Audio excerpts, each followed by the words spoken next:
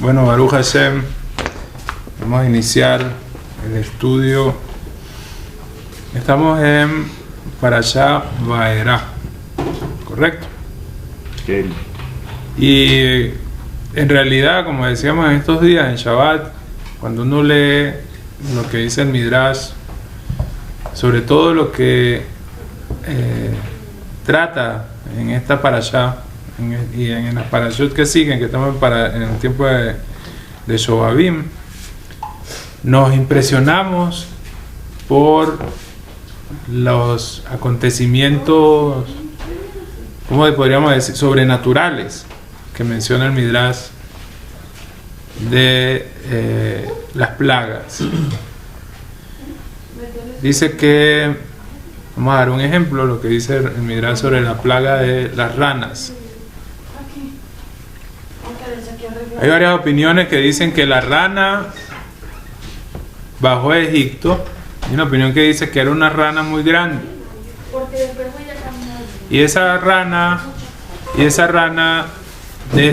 salieron muchísimas ranitas.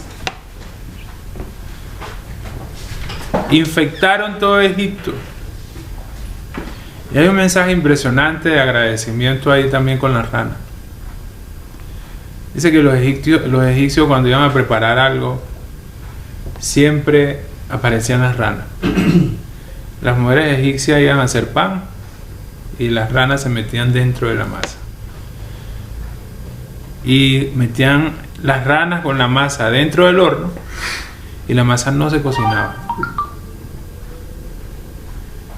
Y no solo eso, que las ranas no morían, las que estaban dentro del horno. Y va más allá. Los egipcios, hay una opinión que estudié hace algún tiempo que decía que los egipcios golpeaban una rana y salían 2 ranas. Y anoche estudiaba que cuando golpeaban la rana salían 6 ranas. Eso también es un mensaje increíble sobre el tema del cuidado de no aumentar en conflictos. Él me argumenta, yo le argumento, golpeo la rana, él golpea la rana y cuando venimos a ver estamos llenos de ranas. El mensaje de agradecimiento es, con el tema de las ranas, que todas las ranas que no quisieron hacer Kiddush Hashem, metiéndose en el horno también, todas esas ranas murieron, pero las que estaban dentro del horno se salvaron y fueron al río Nilo. Impresionante ese mensaje. Luego está el otro mensaje, por ejemplo, de Makat Dam, de la, yo traduzco como el latigazo de la plaga de la sangre. Otro mensaje también de agradecimiento, lo decíamos esta mañana en el Tanaj de Eliyahu, que la sangre, el agua toda se volvió sangre, excepto el agua del faraón. ¿Por qué? Porque Boreolam quiso manifestar agradecimiento con el faraón por haber tenido a Moshe en el palacio y haberlo alimentado también. Impresionante. Pero el faraón no reconoció que había sucedido un acto de bondad de Boreolam con él, sino que dijo que debido a sus poderes él no fue afectado por la plaga de la sangre. Incluso las frutas, decía el Midrash, que las frutas cuando las exprimían no salía el jugo de naranja o el jugo de limón. ¿Qué salía? Sangre. Venía el egipcio y le pedía agua al hebreo, que los hebreos seguro que tenían agua, y el egipcio ponía el vaso y el hebreo le echaba el agua, se veía cuando caía el agua, pero cuando el egipcio iba a tomar, tomaba sangre. Hicieron la prueba, entonces de los dos tomaron de una misma jarra. El egipcio tomó sangre y el hebreo tomó agua. En Goshen había agua, donde estaban los Yehudim, y los egipcios tenían que ir a Goshen a buscar agua. ¿Cómo la adquirían? Con billullo, con plata. vendían agua, así como hay amigos que vendían agua en camiones cisternas. Le vendían el agua a los judíos, a los egipcios.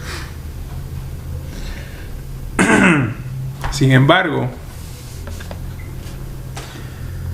los egipcios seguían cerrados en su... El faraón seguía encerrado en su idea de no dejar ir al pueblo. Y era como una midá que negue midá lo que pasó con el agua. Porque ellos lanzaron los niños judíos al agua y querían ahogarlos. Y resulta que necesitaban agua. ¿Cuánto tiempo duraban las makot, las plagas? ¿Cuánto duraron? El tiempo que duraba cada plaga era de cuánto. ¿Quién sabe de lo que están? ¿Ah? Hay varias opiniones. Hay una opinión que dice que por Shaloshah Hodashim, por 3 meses, se le advertía al Paró de que existiría una plaga, que venía una plaga. Sin embargo, no pasó lo mismo con la plaga número 4. Con la 4ª plaga no hubo advertencia. Porque cada 3 plagas había advertencia y la 4ª no advirtieron. ¿Ya? Eso es una opinión. Otra opinión dice que cada plaga duró 1 mes. ¿Ok? El tema es que la plaga no duró un día, como mucha gente cree. O sea, mínimo duró 7 días. 3 semanas advirtiendo y 1 semana de plaga da 1 mes. Otros que dijeron que duraba 1 mes. No hicieron teshuvá, lanzaron los niños al Nilo, entonces el agua se les volvió una plaga también. Conocemos el midrash que dice que los malajim salvaron a los niños que caían al Nilo. Los alimentaban y cuando los estaban persiguiendo, que ya estaban en la tierra, los niños se abría la tierra y los egipcios, por más que metían la mano, no podían nunca ubicaron a un niño hebreo. Cuando crecían los niños iban a las casas de sus padres. Son temas que uno los cuenta. Ahí me decían estos días que bueno sería grabar una película con todos esos detalles del Midrash. Imagínate, le ganaría a Harry Potter. No sé si usted vio la película de Noah. No. Están los gigantes ayudándolo a construir. Si no tiene nada que ver con la escritura, como sí, con el texto de la Torá. Siempre estamos recalcando que no es nada más la Torá el libro que estudiamos. Es el principal libro que estudiamos, pero están los Midrashim y todo lo demás. Lo mismo pasó con la macá de los piojos.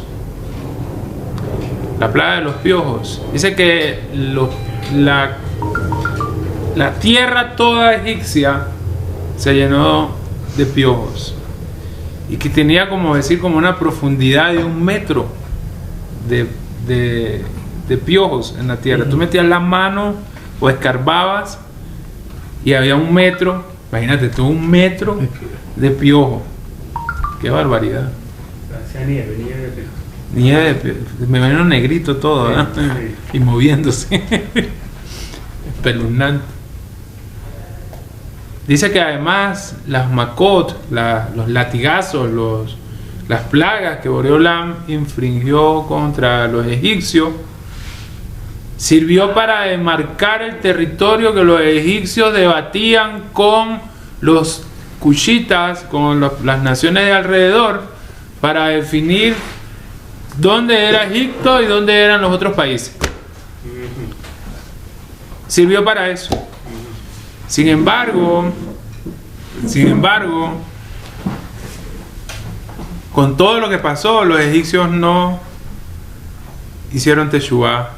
Por lo menos hasta el relato que estamos estudiando hasta ahora no hubo una acción de teshuvá con la actitud que tenían ellos, la manera de accionarse contra el pueblo de Israel.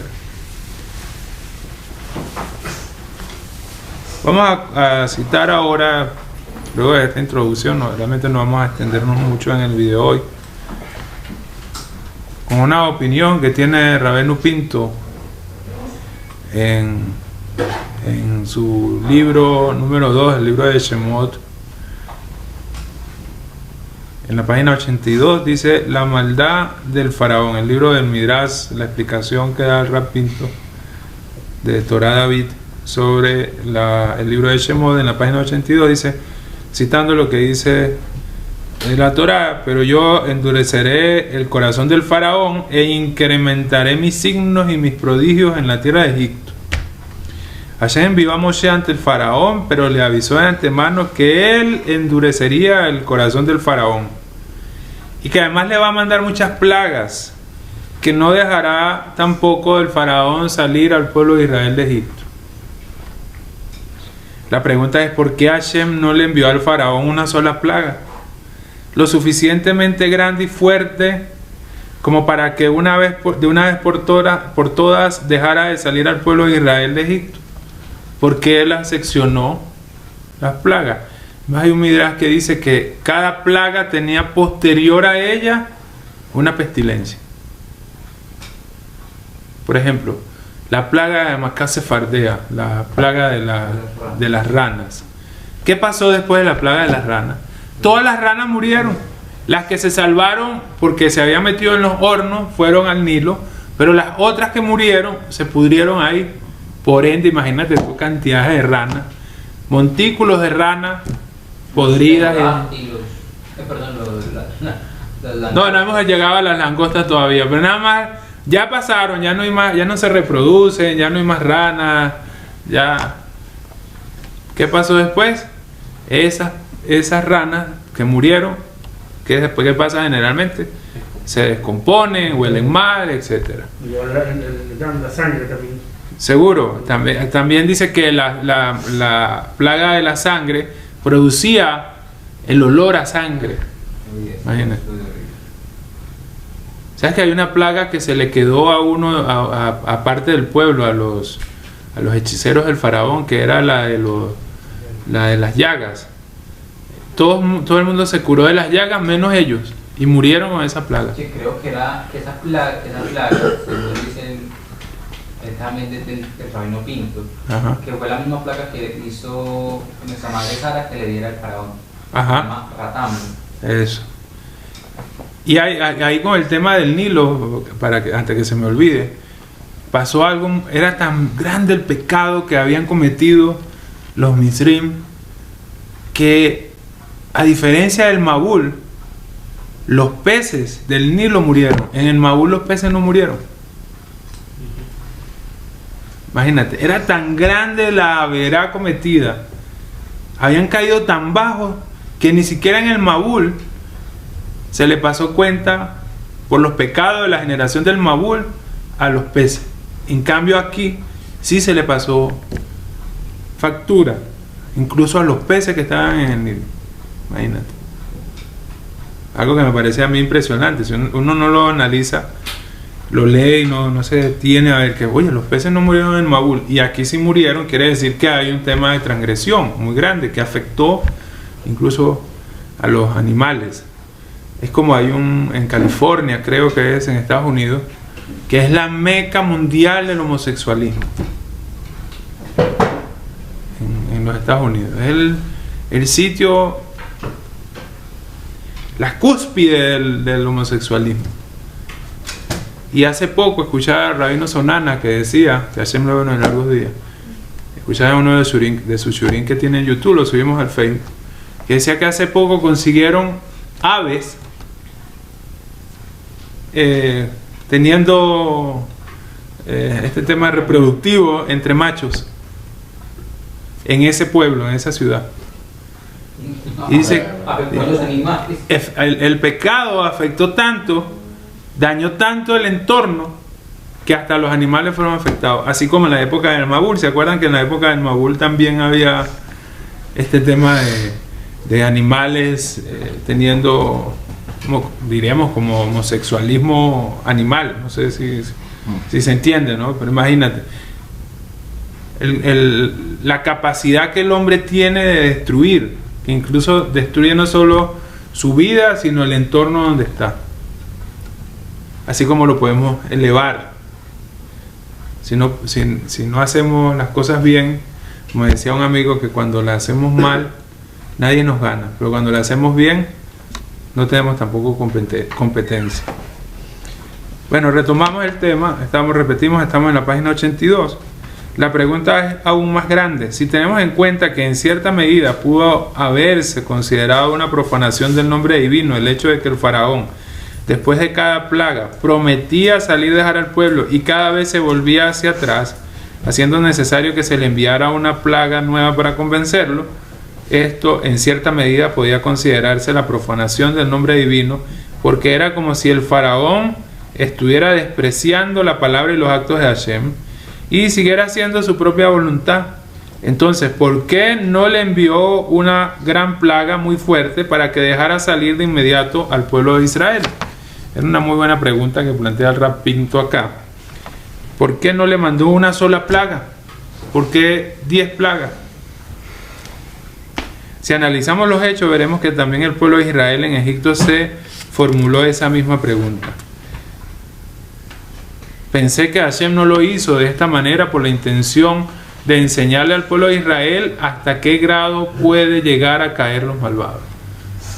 ¿Cuál es el principal mensaje que vemos? El faraón, que además decía que era Dios, que se iba temprano al río para hacer sus necesidades y decirle a la gente que él no hacía necesidades fisiológicas porque él era Dios. El Moshe Rabenu lo consigue en el río, no vamos a decir en qué situación, pero y hubo un momento en que el faraón pensó y dijo: voy a ir más temprano para que este señor no me vuelva a conseguir en la situación que estaba. Y cuando llegó el faraón al río, ya estaba Moshe Rabenu. El tipo se consideraba que era Dios. Sabía el itinerario. Sí, además era arrogante. Él creía que era superior. Él era malo. Él creía que era malo. Entonces, el Rab Pinto pregunta, y es válida la pregunta: ¿por qué entonces 10 plagas? Mándale una y ya. ¿Pero qué estaba demostrando Boreolán ahí con cada plaga? ¿Cómo la gente llega a ser tan testaruda? Así como a veces nos pasa, Hashem nos corrige en una cosa y nosotros no queremos aprender. Nos dan otra, como a los niños, uno los corrige, entonces viene, no entendiste, toma otra. Te trata de mejorar y emparejarte y después te vuelve a descachar otra vez, tome otra para que se pareje.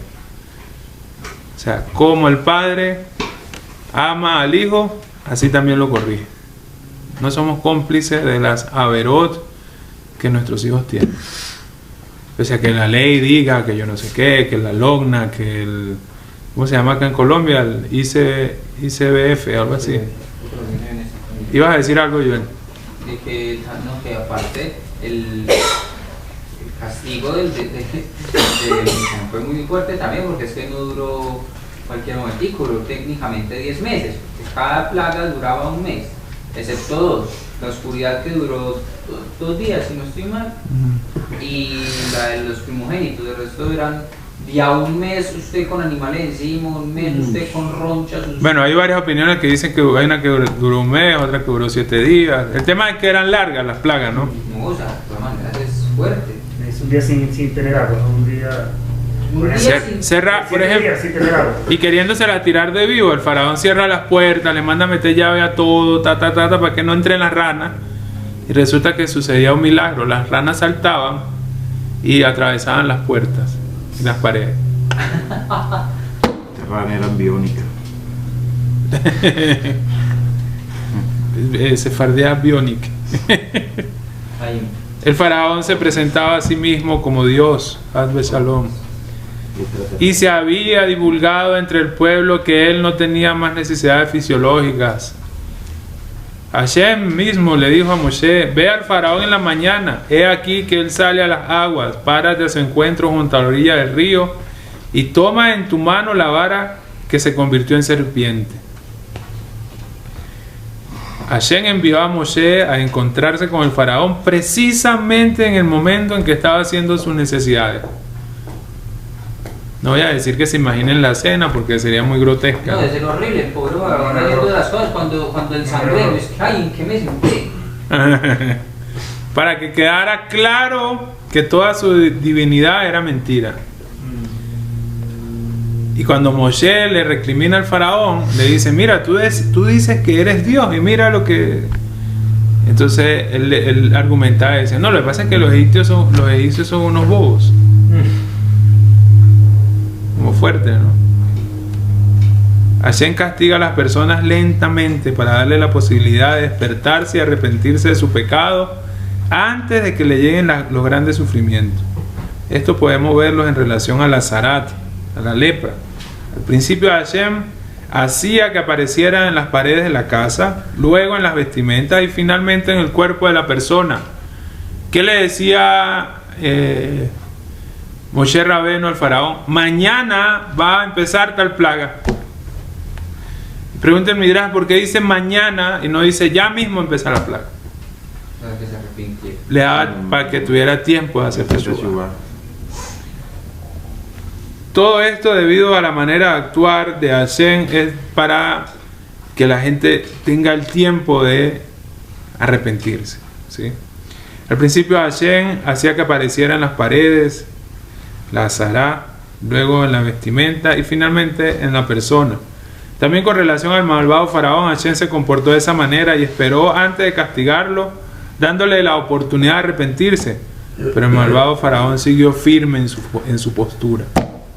El ego, el orgullo, la arrogancia, a lo que es capaz un líder de tener al pueblo muriendo, porque en cada plaga morían personas de Egipto. Las ranas llegaron a matar egipcios. ¿Ya? Ellos estuvieran hablando de Maduro ahí. No estamos hablando de Nicolás Maduro. Pues cualquier parecido con la realidad. Pero es que él es una plaga, él no es varias. Él es una. La 11. El faraón estaba sumido en una profunda búsqueda y deseo de honor hasta el punto de llegar a presentarse a sí mismo como Dios. También ansiaba terriblemente los bienes materiales. Por eso Hashem lo fue castigando plaga tras plaga para de esa manera demostrarle que no le quedaría nada de honor ni de dinero. Pero a pesar de todo, el corazón del faraón no se abrió a la palabra de Hashem. Todavía le están dando la oportunidad de que logre hacer la teshuvah, así como muchas veces a nosotros nos la dan y nos hacemos los musios, nos hacemos los que no entendemos. Los Willy May. Sí. Dice también que no le endurecía el corazón al faraón. Le endurecía el corazón, pero no le prohibía que hiciera teshuvah. Esas son dos cosas totalmente distintas. ¿Qué endureció el corazón? Le endurecerle el corazón es una cosa, pero la teshuvah no tenía prohibido hacerla. Por eso dice el Midrash que le daba la oportunidad de que la plaga iniciaba el otro día para que él se arrepintiera. Acá Rapinto también lo está diciendo, ¿sí? Sin embargo, después hay un Midrash que dice, después más adelante en Querida Yansu, hay un Midrash que comenta que el faraón se salvó y se fue a Nínive, fue rey de Nínive. ¿Se acuerdan que el año pasado lo estudiamos? Que logró hacer teshuvah. No, hay una historia de un rey también que vivió 1200 años, más que Metusela. Creo que se llamaba Hiram. Voy a buscarlo ahora y les confirmo. Durante su estadía en Egipto, los hijos de Israel vivieron grandes milagros, cosas que no volvieron a verse en ninguna generación. En mi opinión, más que todos los milagros, el milagro que más llama la atención es el hecho de que sea posible que la persona pueda corregir una de sus malas cualidades. Ese es un gran milagro. Eso fue lo que Hashem quiso que el faraón lograra. Escucha lo que acabamos de decir ahorita. Dice, en mi opinión, dice Rapinto, más que todos los milagros, el milagro que más llama la atención es el hecho de que sea posible que la persona pueda corregir una de sus malas cualidades. Una de sus malas cualidades. Imagínate todas las malas cualidades que tenemos. Yo estoy leyendo acá y estamos explicando y estamos analizando el asunto, no porque yo sea un sadik, un tipo así elevado que flota, no. También tengo muchas cualidades, muchas midot ra que tengo que corregir. Eso fue lo que Hashem quiso que lograra el faraón, pero el faraón no pudo entender las señales del cielo y no hizo teshuvah, no se arrepintió. El Rapento dice que Maran Harab Shah Zaksal una vez participó en una boda y lo invitaron a realizar el Kiddush. Cuando ya tenía la copa en la mano, de repente llegó el Admur de Business. Maran Harab Shah de inmediato le dio la copa al Admor En un primer momento el Admor se negó a aceptarla, pero finalmente la aceptó. Este relato nos transmite una gran enseñanza, porque probablemente la mayoría de las personas no habrían podido ceder de la misma manera a este honor. Y en el supuesto caso de que lo hubiéramos cedido, sin lugar a dudas habría sido por el honor de que todos nos alabaran por el hecho de haber cedido. Y ese es el mayor milagro que existe. Que la persona llegue a anularse a sí misma y a sentir que el prójimo es más grande que ella y no por tanto que el honor de ella predomina sobre los demás. ¿Qué es lo que busca la gente? Mucha gente que busca el honor. Explicaban varios que decían que la razón por la que el hombre busca el honor es el origen de la Neshama del hombre. ¿De dónde viene la Neshama del hombre? De que se acabó, de la silla del honor. Entonces hay implícito la búsqueda del honor porque venimos del que se acabó. Pero no, pues, no sé, le cuento una lógica muy interesante, porque venimos del que se acabó, pero no deja de ser una silla. ¿Y la silla es para qué? Para que una persona se siente en ella. Sí. Y eso le da honor. Le da honor que la usen. Si no la usen es... ¿Se puede decir, Reino, que este faraón se le da la oportunidad de hacer Teshuvah? Cada vez, como a todos nosotros. Le han presentado la oportunidad por mérito también, porque el faraón que tuvo en el tiempo de Joseph fue condescendiente con Joseph. Bueno, hay una opinión que dice que era el mismo faraón, que este faraón es el mismo faraón que estaba en la época de Joseph, y otra opinión que dice que no, ¿ya? Que apreciaba todavía a los judíos, pero la gente del reino no estaba muy de acuerdo con los judíos ya, porque los judíos habían perdido su esencia de lo que eran antes cuando llegaron. Entonces le dieron un golpe de estado, lo sacaron del poder por 3 meses, y después de 3 meses se cambió su corazón y se volvió el faraón que conocemos. No están todos de acuerdo con que era otro faraón. Hay unos que dicen que era el mismo. Bueno, vemos en la palabra, vamos a repetir, y ese es el mayor milagro que existe.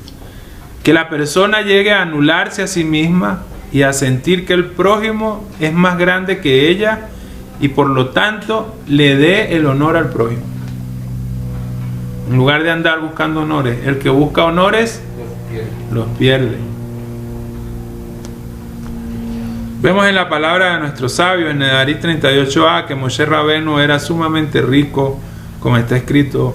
Hashem le dijo a Moshe: talla para mí 2 tablas de piedra como las primeras. Y Rashi dice al respecto: Hashem le mostró una cantera de Sampirinón. Es una rara la palabra. En el interior de la tienda, y le dijo: los restos del tallado de las piedras serán tuyos. Imagínate. De ese modo Moshe se enriqueció enormemente. El libro Regeshei Lev se pregunta: ¿para qué necesitaba Moshe esa riqueza? Porque obviamente no se interesaba por el dinero. Entonces, ¿para qué Hashem se las dio? La explicación es que Hashem quería mostrarle al pueblo de Israel cómo relacionarse con la riqueza. Al ver que Moshe Rabenu, a pesar de toda su riqueza, no se interesaba por ella. A pesar de que él tenía mucha riqueza, el hombre más humilde. Era el yehudí más humilde. Sino que todo el tiempo iba al monte iba del monte hacia el pueblo y del pueblo al monte para recibir la Torá y transferírsela al pueblo. Todo debido a que Moshe Rabenu entendió la importancia suprema de la Torá. Ese es el mensaje que Hashem le transmitió al pueblo de Israel. A pesar de que de su gran riqueza, Moshe se dedicaba solamente a la Torá, lo cual era la ocupación más selecta. Ese es el lujo más grande que nos podemos dar: estudiar Torá. Dedicar nuestro tiempo al estudio y al cumplimiento de la Torá. No matar monstruos con los teléfonos estos inteligentes, jugar Atari para los de la época vieja, ya para que me entiendan. ¿Sí? El estudio de la Torá. Aprovechar cada minuto de nuestro tiempo para el estudio de la Torá. Y la gente me puede decir: ¿cómo puedo aprovechar yo cada minuto de mi tiempo para el estudio de la Torá? Desde que estás en una fila en el banco, desde que vas en el metro, vas en el carro. Pues en el carro, los que tienen Bluetooth en el carro pueden poner la radio que tenemos en el internet todo el día transmitiendo. ¿Sí? Si tiene un rato libre, ponerse a leer un libro de Torah, no se va a poner un libro el capitalismo de Marx, una cosa así, no, libros de Torah para elevarse. No, yo estoy pues no mucho tiempo que lo están leyendo, gracias a Dios soy ateo.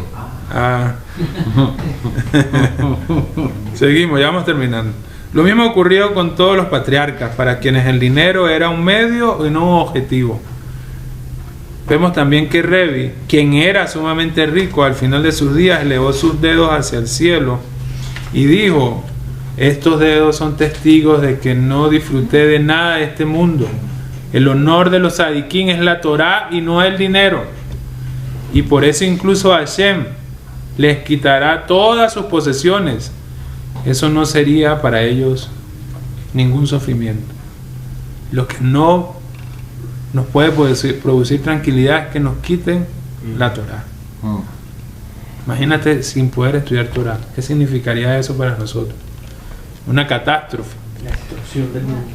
La destrucción del mundo. La destrucción del mundo. El caos mundial. Perdería la esencia de la vida. No, de hecho, Jajamín dicen que el mundo vuelve a Tohu Babojo. Ajá. Si se destruye la No Torá. podemos Si dejar no se de estudiar Torah. Terminamos este shur ahora, mientras que lo subimos al internet, el rato que prepara Jaime prepara la otra clase. En ese rato hay gente estudiando Torah. En México, en Argentina, en Chile, en Uruguay, en Israel, en Estados Unidos, en Inglaterra, en Sudáfrica. El estudio de la Torah nunca se detiene en el mundo, igual que la tefilá. Nunca se detiene. Es lo que sostiene el mundo. Incluso muchos países se benefician del estudio de la Torah de los yehudín que viven en esos países. Fíjate cómo hay países donde los yehudín se fueron y fue el caos. Irak, por ejemplo. La comunidad judía de Irak era grandísima. Hace más de 100 años vivían más de 100.000 judíos solo en Bagdad.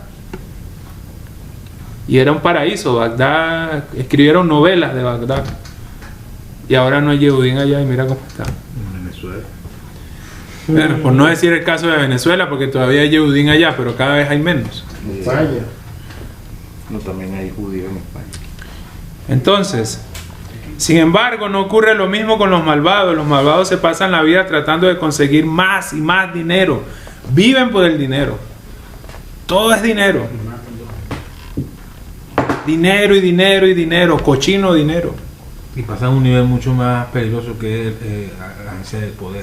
El Pueden poder. tener dinero, pero el poder es otra cosa más. Dice un rabino que a alguien le dieron $1,000 y bueno, ¿cuánto vas a dar de acá de estos $1,000? Digo, voy a dar, Baruch Hashem, voy a dar $150 de acá. A otra persona le dieron $2,000. ¿Cuánto vas a dar de esta acá de los $2,000?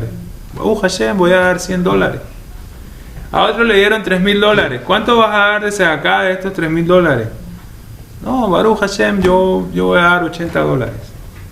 Y mientras más recibían, menos daban. Así son los malvados. Porque los malvados utilizan la lógica. Los yehudín utilizamos la emuná. Ahí es donde está la diferencia.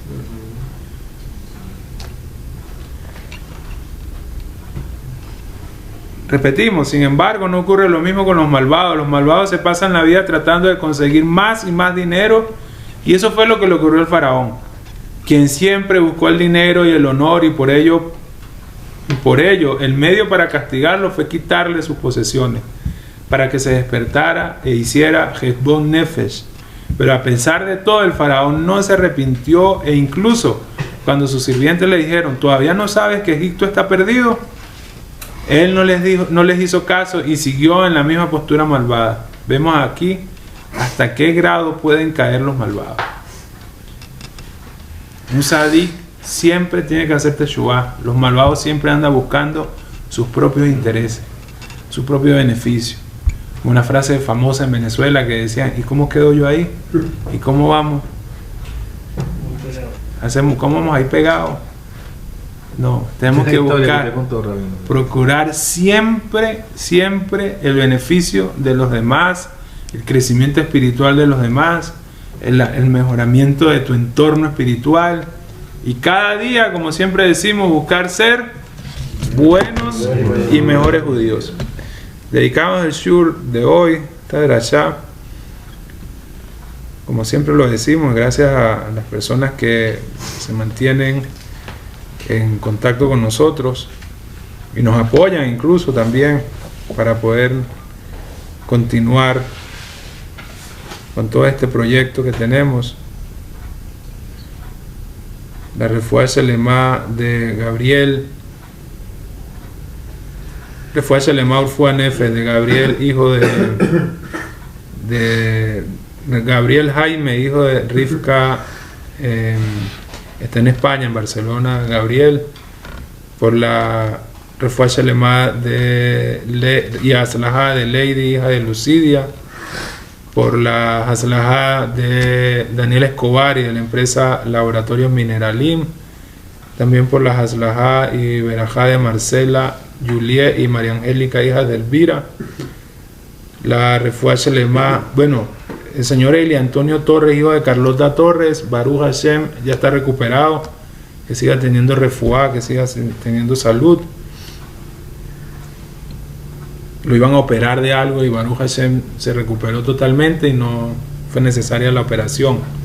La Linuis Nisma de Víctor Javier Mazo, hijo de Hermilda Mazo. La Haslahá del señor Eduardo Milques.